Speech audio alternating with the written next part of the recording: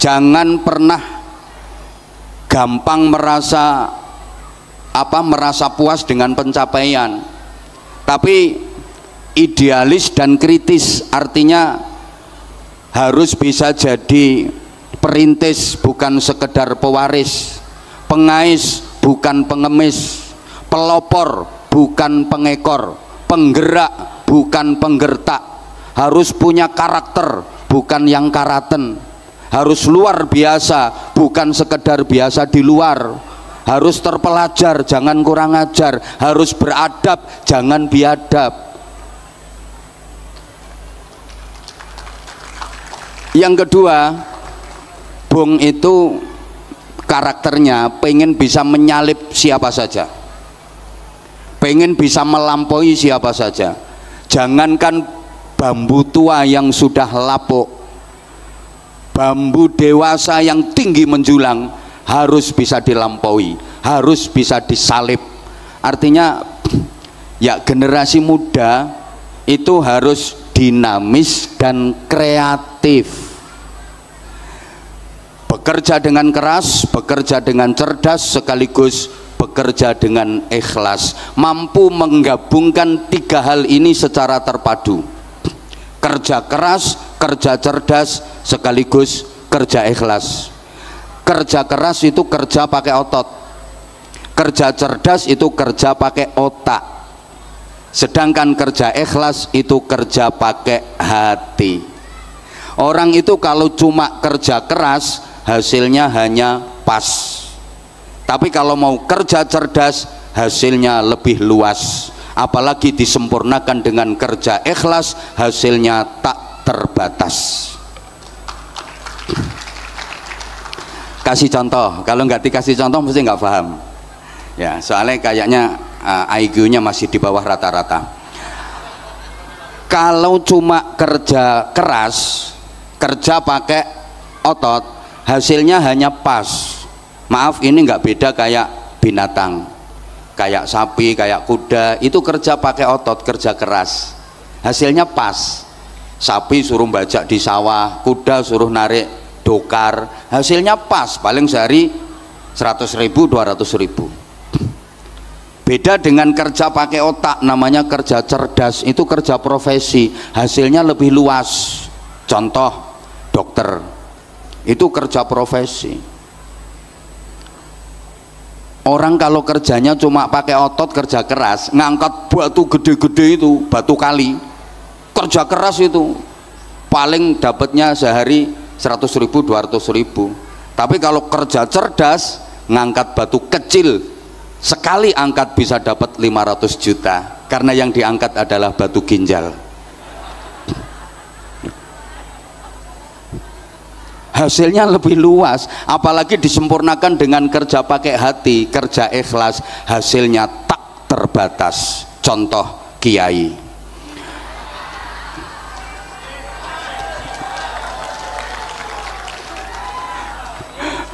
Yang ketiga, Bung itu punya jaket tebal, punya pelindung jaket tebal, bulunya halus tapi sangat tajam. Ini artinya harus eksklusif yang protektif. Eksklusif bukan dalam rangka sombong angkuh, hendak, tapi dalam rangka memahami kekuatan internal bahwa saya harus terus berbenah agar tumbuh dan berkembang saya bisa berjalan dengan baik. Saya harus bisa tumbuh tinggi menjulang, bukan hanya melampaui tunggak generasi tua, tapi saya juga harus bisa melampaui pring generasi dewasa yang sudah tinggi menjulang. Karenanya Bung harus sadar bahwa pupuk terbaiknya adalah tunggak. Bambu tua yang sudah lapuk itu adalah pupuk terbaiknya Bung. Karenanya jangan pernah meninggalkan pini sepuh, jangan pernah meninggalkan generasi tua, datangi, timba ilmu dan pengalaman dari mereka agar kita lebih hebat. Allahumma sholli ala Muhammad.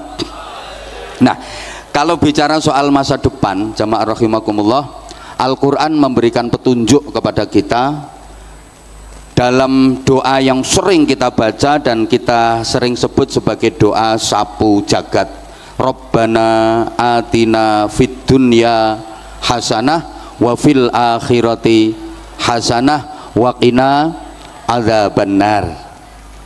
Kita memohon kepada Allah agar diberikan kebaikan dunia akhirat. Doa ini juga mengajarkan kepada kita bahwa masa depan itu ada dua, ada masa depan fid dunya, ada masa depan fil akhirah. Ada masa depan duniawi, ada masa depan ukhrawi. Ada masa depan sebelum mati, ada masa depan sesudah mati. Bapak Ibu, kalau misalnya panjenengan saya ajak bicara dan berpikir soal masa depan, kira-kira yang terlintas di pikiran dan benak panjenengan itu masa depan yang sesudah mati apa masa depan yang sebelum mati? Halo? Biasanya kalau panjenengan berpikir tentang masa depan, itu yang jenengan pikirkan, yang Bapak Ibu planning itu masa depan yang sesudah mati atau masa depan yang sebelum mati? Masa depan akhirat apa masa depan dunia?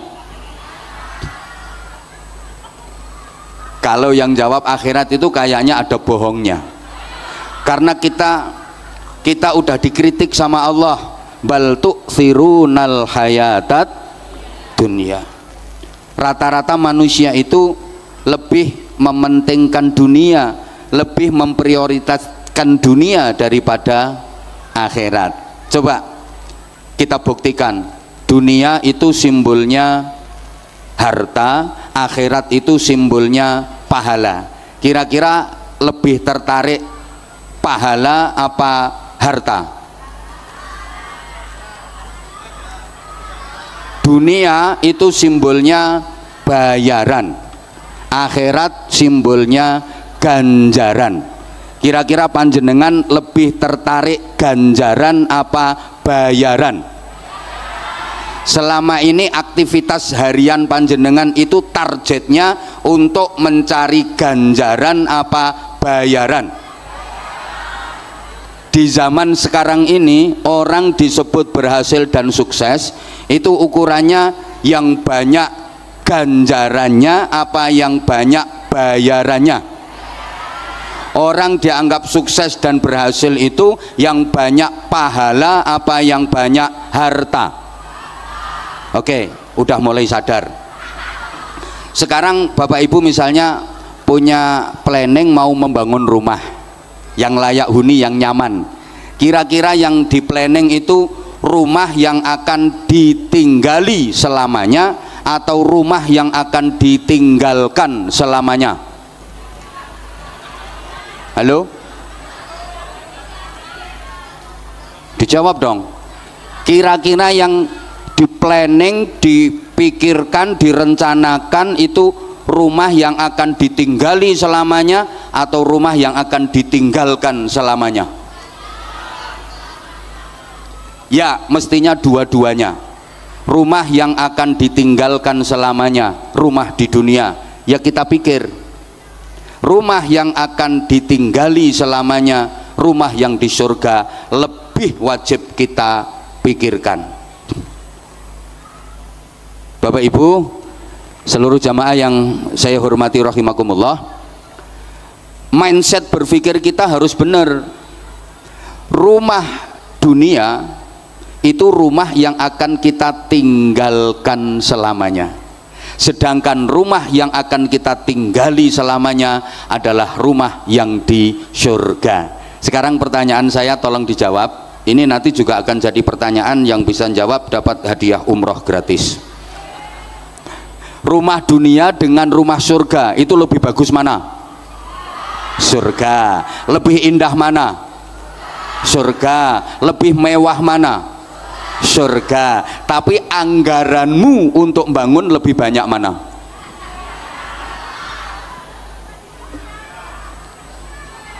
Allah. Coba mari kita berpikir jernih. Rumah dunia semegah apapun, semewah apapun, seindah apapun, itu rumah pasti akan kita tinggalkan selamanya.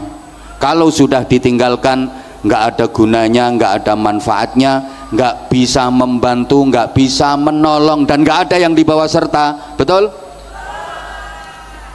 Ada orang ke kuburan bawa cendela, genteng satu aja ndak. Itu sifatnya hanya rumah dinas. Rumah dunia itu sebagus apapun, semegah apapun, seindah apapun, semewah apapun, sifatnya hanya rumah dinas. Boleh kita tinggali selama kita masih punya jabatan. Kayak Menteri ATR dan Kepala BPN, beliau pasti punya rumah dinas. Itu boleh ditinggali beliau selama beliau masih menjabat sebagai menteri. Begitu jabatan purna, rumah dinas harus ditinggalkan hari itu juga tanpa toleransi. Sama, rumah kita yang di dunia ini hanyalah rumah dinas. Boleh kita tinggali, boleh kita pakai selama kita masih menjabat sebagai khalifah fil ardi. Begitu jabatan khalifah fil ardi selesai, inna lillahi wa inna ilaihi rajiun, hari itu juga rumah harus kita tinggalkan tanpa toleransi, kecuali kalau matimu malam hari. Boleh nginep, tapi nggak lama-lama, mentok semalam.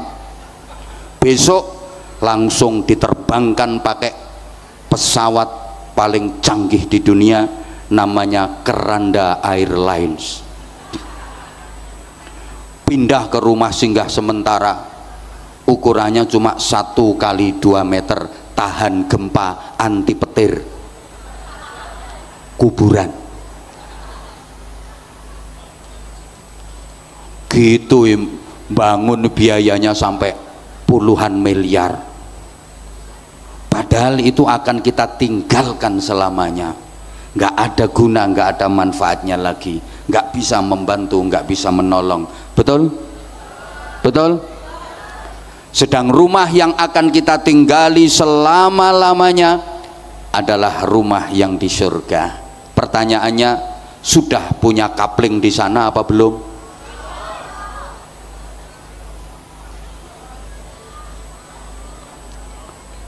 Ya Allah, Allahumma sholli ala Muhammad. Maka Bapak Ibu jamaah rahimakumullah, supaya kita nggak salah langkah, supaya kita nggak salah pilih, maka kita sebagai seorang mukmin harus bisa menyikapi dengan benar. Bagaimana kita menyikapi dunia, bagaimana kita menyikapi akhirat. Ada satu konsep sederhana, wabtaghi fima atakallahu daral akhirah wala tansa nasibaka minad dunya. Kita diperintah untuk optimalisasi akhirat, tapi kita nggak boleh melupakan bagian dan jatah kita dari dunia. Cari akhirat sebagai kehidupan kita yang abadi selamanya, tapi jangan lupakan dunia bagianmu. Artinya gini, akhirat adalah tujuan utama, sedangkan dunia adalah tujuan antara. Kita harus tahu sifat dan karakter masing-masing Bapak Ibu. Dunia itu sifatnya hanya mungkin, mungkin dan mungkin, sedangkan akhirat itu sifatnya pasti. Bagaimana kita menyikapi yang mungkin, bagaimana kita menyikapi yang pasti. Saya ulang, dunia ini sifatnya hanya mungkin. Jadi apapun yang terjadi dalam kehidupan kita di dunia ini, mulai malam ini sampai nanti kita mati, itu sifatnya hanya mungkin. Mungkin iya, mungkin enggak, mungkin terjadi, mungkin enggak. Sehingga kita kalau mau melakukan apapun disuruh bilang insya Allah, kalau Allah menghendaki. Karena dunia ini sifatnya hanya mungkin. Apapun yang akan terjadi dalam kehidupan kita mulai detik ini sampai nanti kita meninggal, itu nggak ada yang pasti. Sifatnya hanya mungkin, mungkin dan mungkin. Makanya kita kalau mau melakukan apapun, kita harus bilang insya Allah. Insya Allah tahun ini saya mau berangkat haji, insya Allah tahun depan saya mau mantu. Karena kadang kita punya rencana, udah di planning, udah mateng, bisa gagal kok. Betul? Betul? Maka Bapak Ibu yang punya anak, maaf, yang punya anak udah semester akhir kuliahnya, udah selesai skripsinya, didoakan mudah-mudahan bisa lulus jadi sarjana. Karena itu hanya mungkin kok jadinya sarjana, bisa jadi gagal. Hari H mau diwisuda, siap menyandang gelar sarjana, berangkat ke kampus naik motor, kurang 10 meter nyampe kampus ternyata dicium teleler, gagal nggak jadi sarjana. Halo, ya Allah, dunia ini sifatnya hanya mungkin. Mohon maaf, ada orang yang udah lama pengen punya rumah, dia bisa bangun rumah, begitu rumah selesai belum sempet ditempati, pasang instalasi listrik, nyoba kesetrum, mati. Menabung untuk hari tua, tabungan dapat banyak, ternyata belum sampai tua sudah mati. Kadang-kadang belum mati udah komplikasi, dengan segala sesuatu yang digemari udah nggak berani mengkonsumsi. Dikasih sate dihindari, yang dicari cuma ikan teri. Keasinan dikit tensinya tinggi, makan cumi-cumi alergi, kena sambal goreng ati asam urat kambuh lagi, ginjalnya kena cuci darah seminggu 2 kali, kasih minum manis minta ganti karena udah punya pabrik gula sendiri, istrinya masih cantik udah disfungsi ereksi. Meskipun Alhamdulillah sudah mendengarkan ceramah ini, semoga ilmu yang didapat barokah dan bermanfaat, dan kita semua selalu diberikan kesehatan, diberikan kelancaran rezeki, dimudahkan segala urusannya, amin Allahumma amin. Sekian, terima kasih. Assalamualaikum warahmatullahi wabarakatuh.